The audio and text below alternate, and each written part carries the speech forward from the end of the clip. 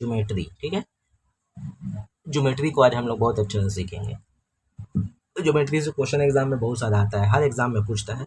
तो ज्योमेट्री कैसे बनाते हैं उसको जानिए। 2-3 नियम हम आपको बताएंगे, उससे आपको सारा प्रश्न क्लियर हो जाएगा, ठीक है। चलिए देखिए, ऐसे रहेगा 2 ठो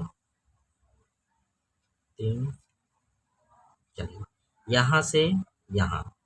अच्छा, ऐसा वीडियो और मेरे मोबाइल में मेरा चैनल पे बहुत सारा डाला हुआ है, अगर आपको डिटेल से देखना है तो देख सकते हैं, कोई दिक्कत नहीं है।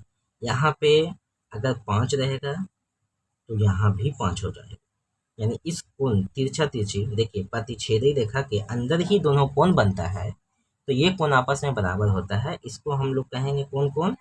एकांतर कोण, एकांतर कोण, ठीक है। अब यहाँ एक ठो रहेगा और इसके एक ठो बाहर रहेगा, तो भी यहाँ पे अगर 4 डिग्री है तो यहाँ भी 4 डिग्री होगा। इसको हम लोग कहेंगे संगत कोण। कौन कोण? संगत कोण से आपस में बराबर हो गया, कोई दिक्कत? चलिए, अच्छा एक कोण यहाँ है और एक कोण यहाँ है, तब से तो इसको हम लोग बोलेंगे x और इसको हम लोग बोल देंगे y। ये दोनों का जोड़ कितना होगा? 180।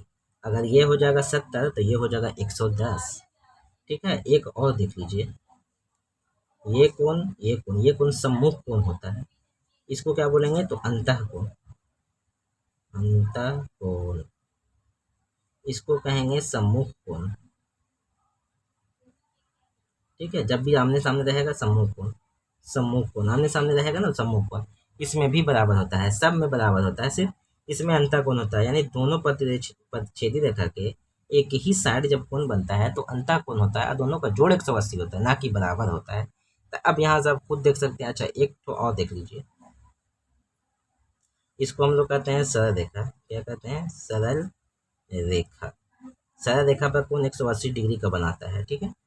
तो यहाँ पर तो सरल रेखा बन रहा है सर 180 डिग्री, लेकिन कोई फायदा है नहीं।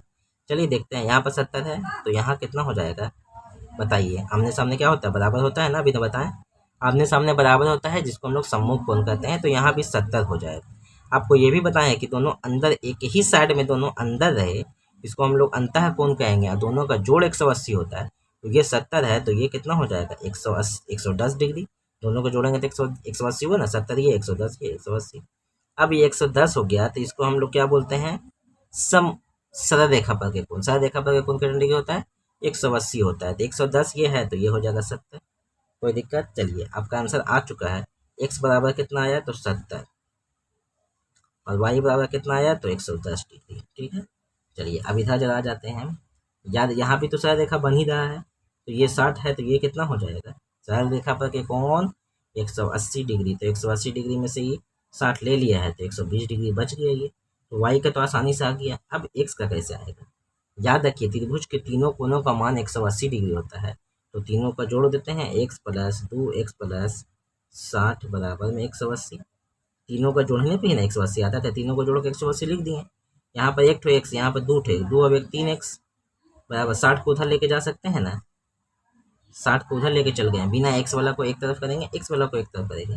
कि प्लस में था उधर गया तो माइनस में हो गया, ठीक है। 3x, यहाँ पे कितना 120, तो x बराबर कितना हो गया? 120/3, 3 चौके 12, यानी कि x बराबर जो आया वो 40 डिग्री आया, कोई दिक्कत? यानी x बराबर भी हम लोग को आ चुका है। वीडियो अच्छा लग रहा है तो लाइक शेयर सब्सक्राइब करना ना भूलें।